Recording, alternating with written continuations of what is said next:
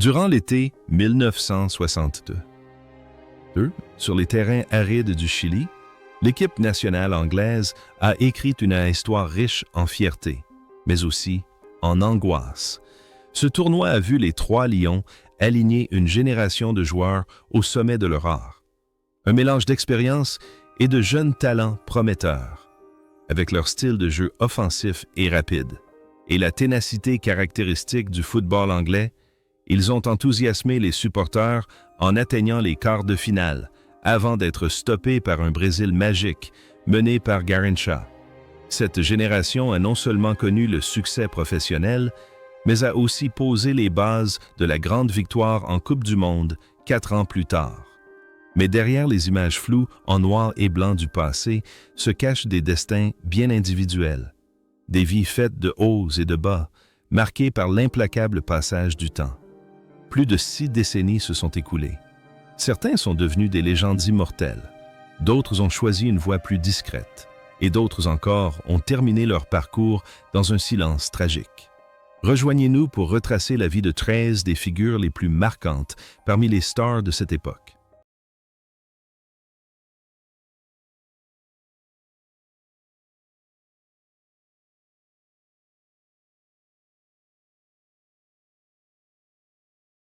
Bobby Moore est devenu un phénomène à l'âge de 21 ans.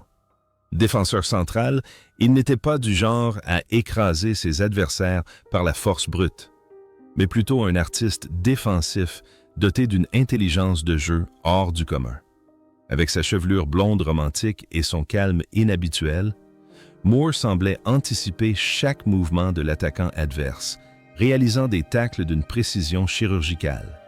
Ses performances dans sa vingtaine ont démontré une maturité et un sang-froid remarquables, faisant de lui le roc de la défense.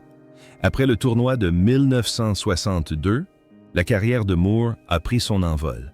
Il est devenu le plus jeune capitaine à mener l'Angleterre à la Coupe du Monde en 1966. Il était l'âme de West Ham United, un symbole de loyauté et de fair play. En dehors des terrains, Moore était un homme chaleureux mais réservé, conservant toujours une attitude distinguée même face aux épreuves de la vie, des scandales injustes de Bogota aux difficultés professionnelles après sa retraite. Le lien entre son rôle sur le terrain et sa vie privée est particulièrement frappant. L'image d'un commandant d'acier, d'un rempart impénétrable sur le terrain, semblait être devenue un défi au destin. Sur le terrain, il était un héros indomptable. En dehors, il affrontait avec courage et sérénité les épreuves de la santé et les ravages du temps. Pourtant, ce parcours exceptionnel prit fin brutalement. Le 24 février 1993, Bobby Moore s'éteignait à l'âge de 51 ans des suites d'un cancer du côlon et du foie. Sa disparition a laissé un immense vide dans le cœur des supporters, bouleversant l'Angleterre entière et plongeant le pays dans un profond deuil. Bobby Charlton aborda le tournoi comme l'un des meilleurs milieux offensifs au monde à l'âge de 24 ans. Ayant survécu à la catastrophe aérienne de Munich en 1958, Charlton joua avec la force de porter les espoirs de ses coéquipiers disparus. Avec ses frappes puissantes de loin et sa maîtrise du ballon, il était l'âme du milieu de terrain des Trois Lions. Sa performance face au Chili, à la fois mélancolique et intense, témoigna de la résilience inébranlable d'un homme qui avait frôlé la mort. Après ce succès chilien, sa carrière à Manchester United devint légendaire, culminant avec le championnat d'Europe 1968 et le titre de joueur mondial de l'année. Charlton était plus qu'un simple joueur. Il incarnait la renaissance et l'espoir. Sa vie personnelle était un modèle d'intégrité. Il consacrait une grande partie de son temps à sa famille et à une association caritative venant en aide aux victimes des mines antipersonnelles à travers le monde. Il semble que l'image d'un artiste visionnaire sur le terrain ait étrangement influencé sa vie, faisant de lui un symbole de compassion. Sur le terrain, il enchaînait les buts avec une efficacité redoutable.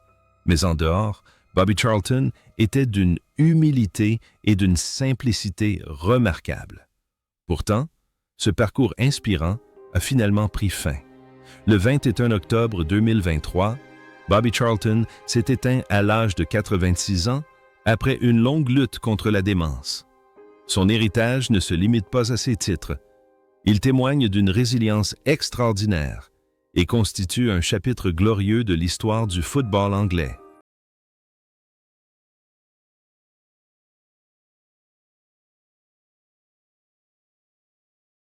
Jimmy Greaves n'avait que 22 ans, mais il était déjà un attaquant redoutable dans la surface de réparation, semant la terreur dans toutes les défenses.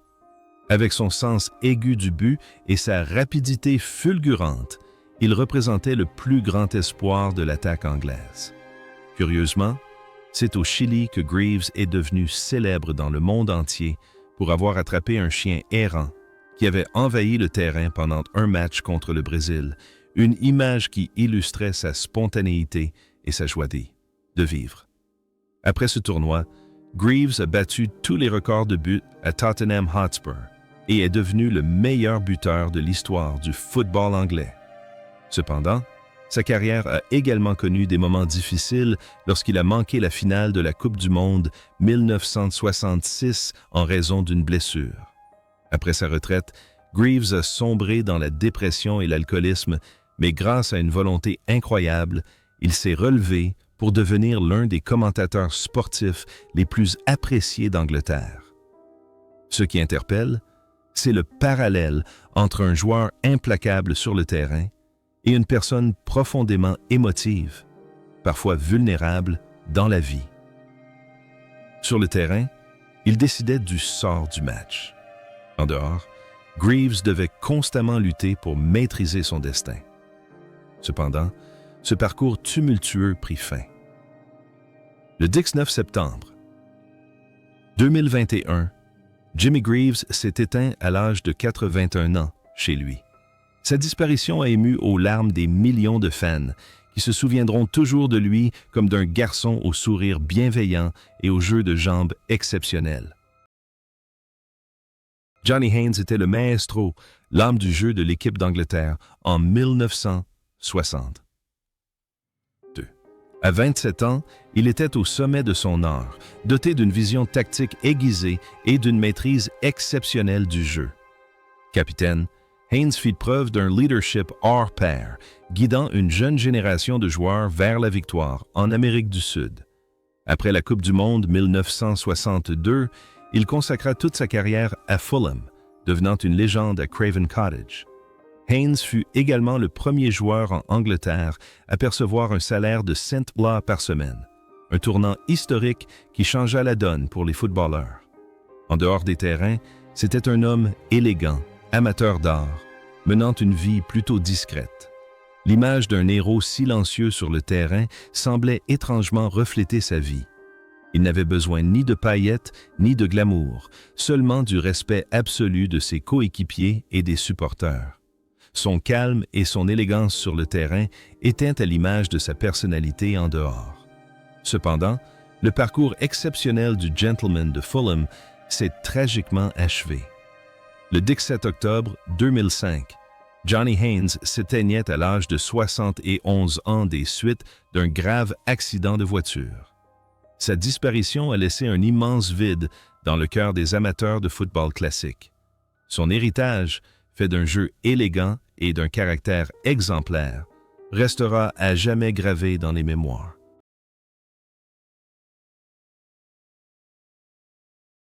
À 26 ans, Jimmy Armfield fut élu meilleur latéral droit du monde par les experts du football.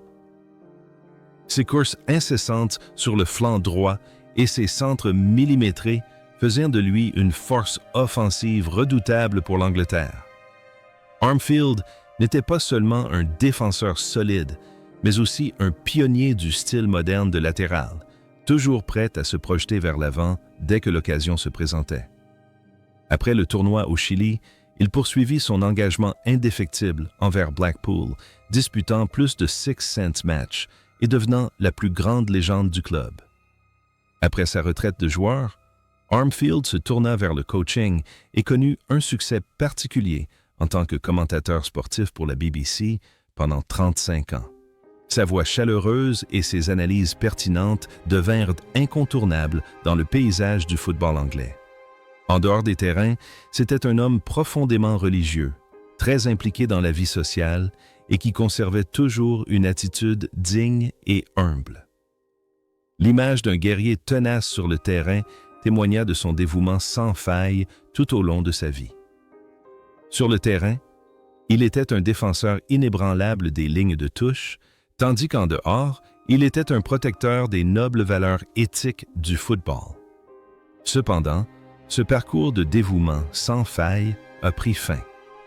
Le 22 janvier 2018, Jimmy Armfield s'est éteint à l'âge de 82 ans après une longue lutte contre le cancer. Son héritage est un exemple de professionnalisme et de loyauté absolue.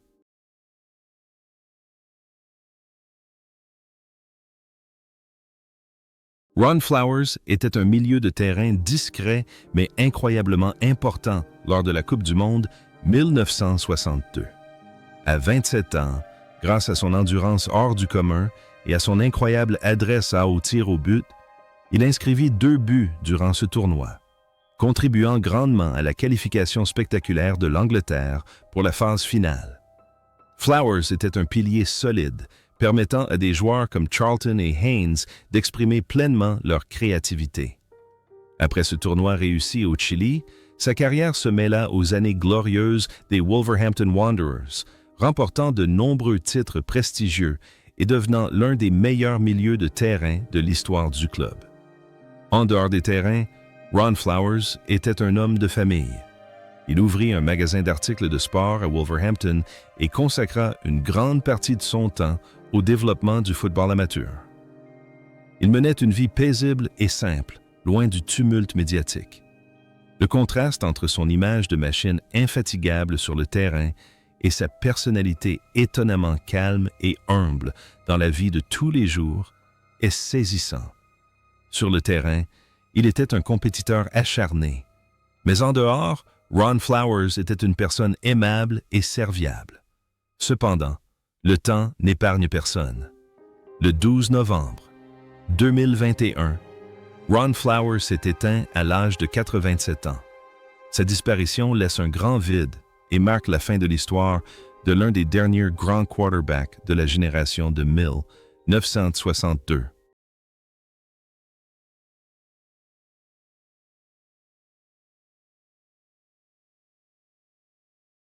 Lors du tournoi de 1962, Ray Wilson était le latéral gauche titulaire de l'Angleterre à 27 ans.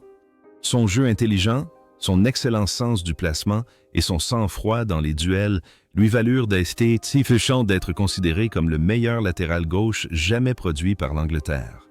Sa performance au Chili fut le tremplin de sa glorieuse victoire en Coupe du Monde 1966.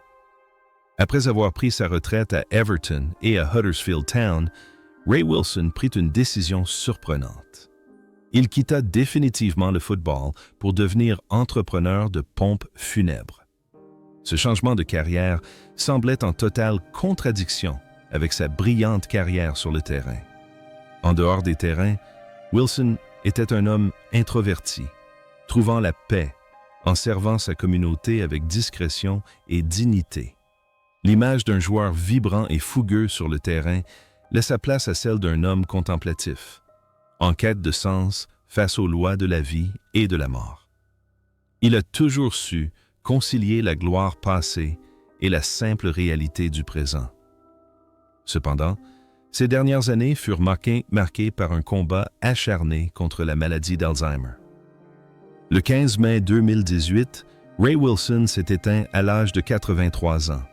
Sa disparition a laissé un chagrin immense, mais le récit de ses adieux, ceux d'un ancien champion du monde, restera à jamais une belle histoire d'humilité.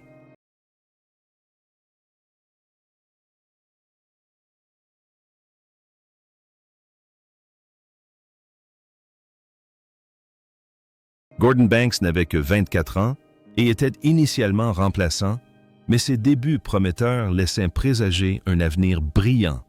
Il possédait des réflexes de guépard et un sens du jeu exceptionnel. Après la Coupe du Monde 1962 au Chili, Banks devint rapidement le gardien numéro 1 et le plus grand gardien de l'histoire du football anglais, notamment grâce à son arrêt incroyable sur une tête de Pelé en 1970. Cependant, la vie de Banks fut semée d'embûches. En 1972, un accident de voiture lui fit perdre la vue d'un œil, le contraignant à mettre un terme à sa carrière. Mais avec un esprit combatif, il persévéra et revint sur les terrains aux États-Unis, prouvant que rien ne pouvait éteindre sa passion pour le football. En dehors des terrains, Gordon Banks était un optimiste, engagé dans des œuvres caritatives et une source d'inspiration pour les personnes handicapées. Sa résilience inébranlable sur le terrain reflétait parfaitement sa vie tumultueuse, une vie marquée par la persévérance. Cependant, ce parcours de détermination prit finalement fin. Le 12 février 2019, Gordon Banks s'est éteint à l'âge de 81 ans après une longue maladie. Son héritage ne se limite pas à ses arrêts spectaculaires, mais offre également une leçon inestimable de courage face à l'adversité.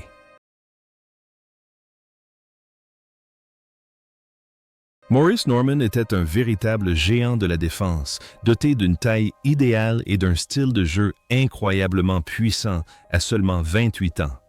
Il fut un élément indispensable de l'équipe de Tottenham Hotspur, qui réalisa le doublé historique et insuffla cet esprit de victoire à l'équipe nationale. Au Chili, Norman était un mur infranchissable, prêt à tacler et à stopper toute attaque adverse. Cependant, sa carrière prit fin tragiquement en 1965 suite à une terrible fracture de la jambe qui l'empêcha de retrouver son meilleur niveau. Après une retraite anticipée, Norman choisit une vie paisible, travaillant dans le bâtiment et se tenant à l'écart du tumulte du monde du football. En dehors des terrains, c'était un homme simple, amoureux de la nature, qui consacrait son temps à sa famille. Le contraste entre un défenseur intraitable sur le terrain et un homme doux qui choisit d'oublier sa gloire passée et de vivre une vie simple est admiré par beaucoup. Il n'a jamais blâmé le destin pour la blessure qui l'a privé de la Coupe du monde de 1966. Cependant, ce chemin paisible a pris fin. Le 27 novembre 2022, Maurice Norman s'est éteint à l'âge de 88 ans. Sa disparition marque la fin d'une génération de géants méconnus qui se sont consacrés sans rechercher la gloire. Ron Springett était le gardien numéro 1 de l'Angleterre lors de la Coupe du monde 1960. 2. À l'âge de 26 ans. Grâce à son style de jeu courageux et intrépide et à son excellente maîtrise de la défense, il réalisa un tournoi exceptionnel au Chili. Springett fut l'artisan de la victoire des Trois Lions, protégeant leur cage des assauts incessants de l'équipe adverse.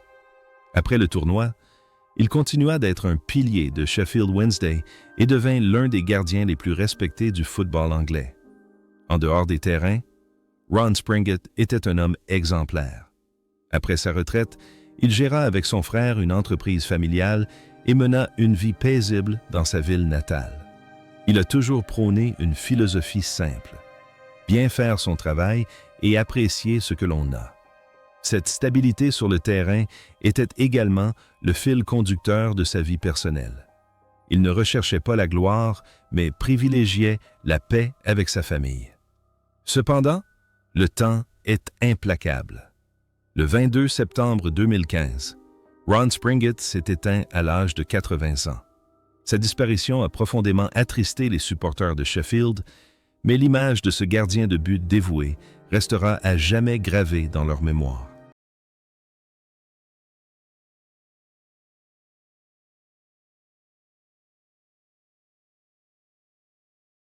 En 1960, 2. Jerry Hitchens était un cas exceptionnel dans le football anglais. À 27 ans, il était l'un des rares joueurs évoluant à l'étranger, à l'Inter Milan, à être convoqué en équipe nationale. Grâce à son style puissant et rapide et à son talent de finisseur, Hitchens marqua un but crucial contre le Brésil en quart de finale. Il insuffla l'esprit du football européen moderne au football anglais traditionnel. Après son succès au Chili, sa carrière continua de s'épanouir en Italie, où il était immensément populaire auprès des supporters de l'Inter et du Torino. Hitchens était un esprit libre, avide de découvrir de nouvelles cultures et vivant pleinement sa vie. Cependant, sa carrière internationale fut interrompue par la réglementation stricte de la Fédération anglaise de football, FA, de l'époque concernant les joueurs évoluant à l'étranger.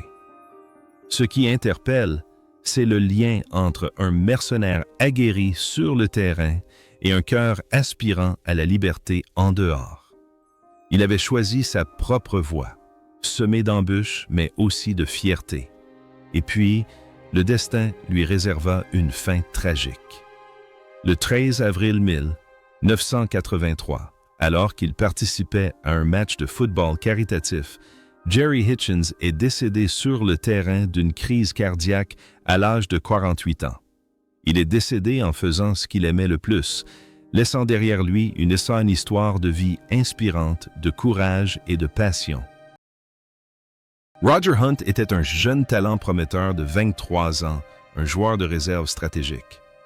Bien qu'il n'ait pas beaucoup joué au Chili, ses précieuses expériences ont fait de lui un pilier irremplaçable de la victoire de Liverpool à la Coupe du Monde 1966. Hunt incarnait l'efficacité grâce à son style de jeu simple mais incroyablement précis, ce qui fait de lui le deuxième meilleur buteur de l'histoire de Liverpool. En dehors des terrains, Roger Hunt était connu sous le nom de Sir Roger pour son mode de vie exemplaire et son humilité rare pour une star de son calibre. Après sa retraite, il a repris l'entreprise de transport familial et a mené une vie paisible, loin des projecteurs. Il a consacré une grande partie de son temps à des œuvres caritatives locales et a conservé des liens étroits avec son ancien club. Cette simplicité dans sa vie reflétait son style de jeu sans prétention, mais efficace sur le terrain. Il n'avait pas besoin de reconnaissance pour prouver sa valeur. Cependant, la vie l'a emporté. Le 27 septembre 2021. Roger Hunt s'est éteint à l'âge de 83 ans. Sa disparition est une grande perte pour sa famille de Liverpool et pour tous les fans de football anglais, mais son nom restera à jamais gravé dans l'histoire.